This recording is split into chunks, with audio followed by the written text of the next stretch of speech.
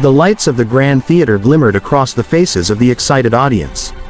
The air was alive with energy. Another night of auditions, another chance for dreams to unfold. Backstage, a humble father adjusted the tiny collar of his son's shirt. The boy, no older than 10, held onto a small wooden guitar with strings so worn they barely shone under the bright bulbs. The father smiled gently. "Are you ready, Anik?" he asked softly. The boy nodded, though his small hands trembled. "Yes, Papa, for Mama." The stage manager gave them the signal. The curtains parted. A wave of light hit their faces. The father took a deep breath and led his son onto the stage. The audience looked on, curious at the pair standing side by side, a middle-aged man in a simple barong and a little boy with hopeful eyes. Simon Cowell leaned forward slightly, intrigued.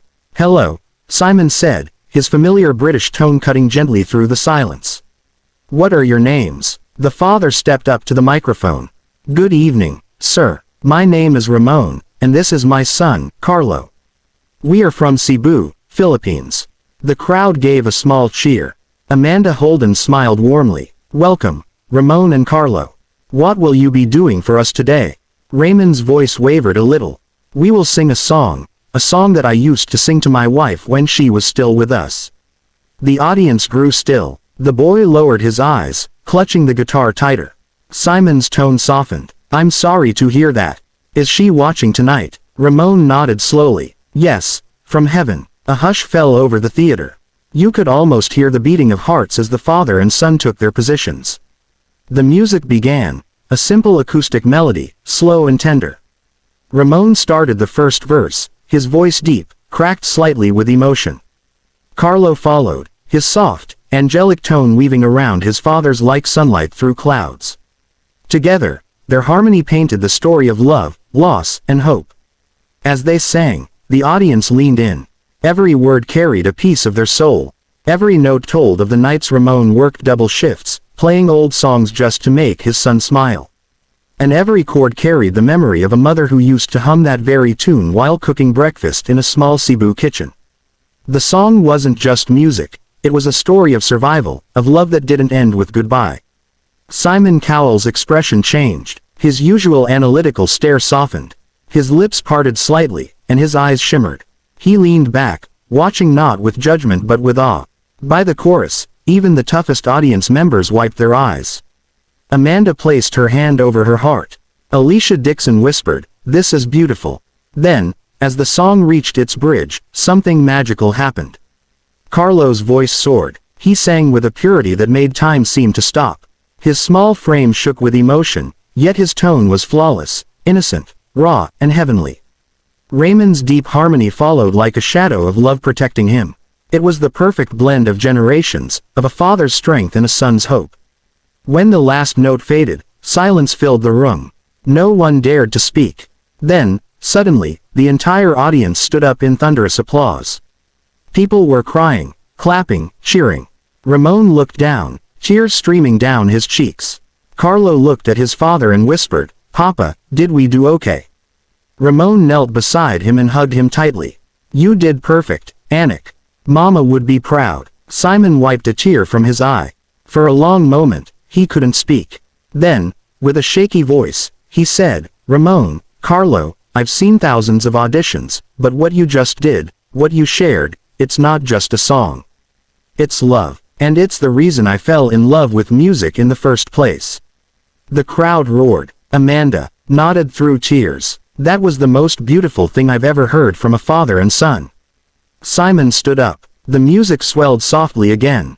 "I think," he paused, looking at both of them with a trembling smile, "this deserves something special." His hand moved slowly toward the golden button in front of him.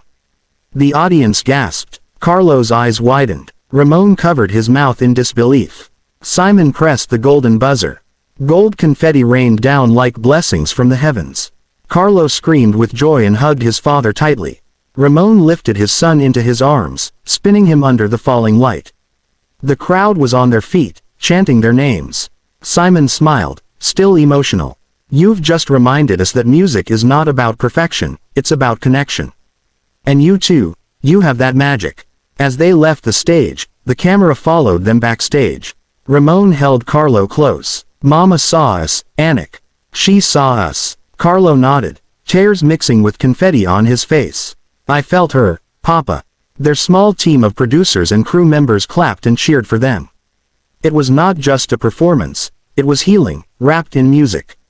Later that night, as the show wrapped up, Simon sat quietly at the judge's table.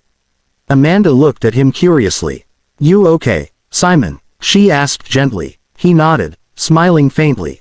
Yeah, you know, sometimes you think you've seen everything, but then a small boy from Cebu and his father walk in and remind you what real love sounds like. The next day, clips of their audition went viral across the world. People shared their story, crying as they watched. Thousands of comments flooded in, messages of love, empathy, and admiration. Many said they called their own fathers just to say thank you. Others said the song helped them forgive someone they hadn't spoken to in years. Months later, Ramon and Carlo were invited back for the finals. Their song this time was an original piece, a letter to the mother they lost. When they performed, the entire arena glowed with lights from people's phones, creating a sea of stars. Simon Cowell once again stood up, clapping with pride. Though they didn't win the season, they won something far greater, the hearts of millions. After the show ended, they returned to Cebu. Life was still simple, but their world had changed. They performed at small community events, inspiring others to keep singing, to keep believing. Their village held a celebration for them. Neighbors, friends, even strangers came together to honor their journey. On stage, Carlo looked out at the crowd and said, "This is for every parent who never gave up, and every child who never stopped believing." As the night ended, Ramon looked up at the stars. "We did it, love," he whispered softly, imagining his wife smiling from above. Carlo came up beside him, holding his hand. "Papa, do you think Mama heard us?" Ramon smiled. "Yes, Anik, she always hears us." The camera faded out as father and son stood under the night sky, their silhouettes framed by the golden glow of lanterns floating above Cebu. The music swelled, soft, emotional, and pure, echoing the love that had carried them from a small island to the world stage. This story isn't just about talent.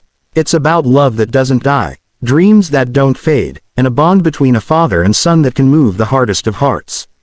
Because sometimes, the greatest music in the world isn't played on instruments, it's played in the silence between two hearts that understand each other completely. Thank you for watching this beautiful journey. If this story touched your heart, make sure to like, share, and subscribe for more inspiring stories of hope, courage, and kindness from around the world. Remember, love and music can heal even the deepest wounds. Until next time, stay kind, stay hopeful, and keep believing in miracles.